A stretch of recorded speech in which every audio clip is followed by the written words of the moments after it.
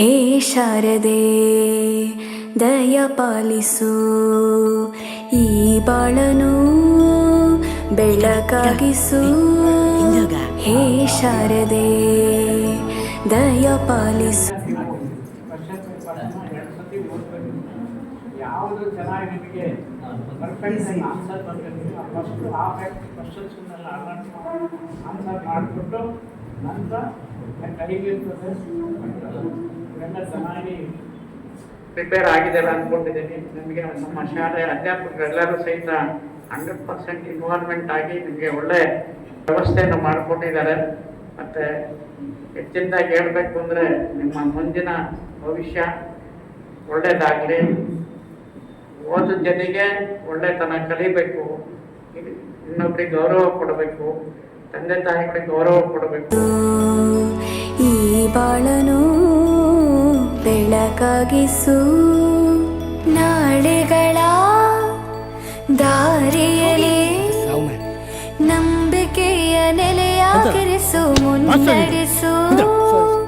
ಕೈ ಹಿಡಿದು ನಾವಾಡೋ ಪದ ಪದದಲ್ಲೂ ಸಂಚರಿಸು. ಹೂವಲ್ಲಿ ಜೇನು ಗುಳಿ ಕಟ್ಟದೇನು, ನೀರಲ್ಲಿ ಮೀನು ಅಡಿ ಮುಟ್ಟದೇನು, ಆ ದೈವದಾಜ್ಞೆನೇ ಎಲ್ಲಾನು.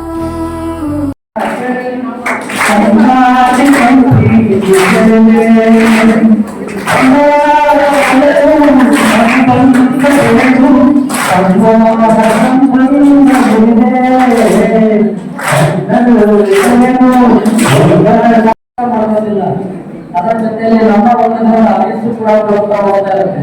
ಹಾಗಾಗಿ ಪ್ರತಿದಿನ ಪ್ರತಿ ಕ್ಷಣವೂ ಸಮಯವನ್ನ ಸಂತೋಷದಿಂದ ಕಳೆದ ಇರುತ್ತೇವೆ. ಎಲ್ಲ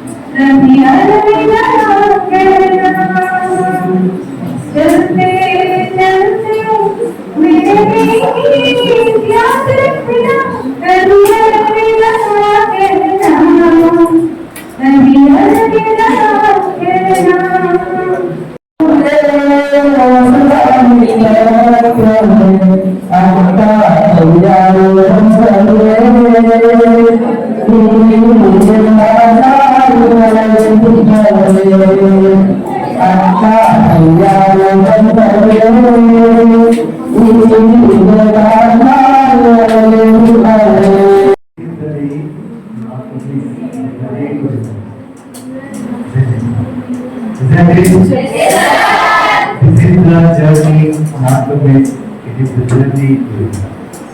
Isn't it? Yes, that's the way you need to carry over journey, memories from the school. ಹೇ ಶಾರದೆ ದಯ ಪಾಲಿಸು, ಈ ಬಾಳನು ಬೆಳಕಾಗಿಸು. ಹೇ ಶಾರದೆ ದಯ ಪಾಲಿಸು, ಈ ಬಾಳನು ಬೆಳಕಾಗಿಸು.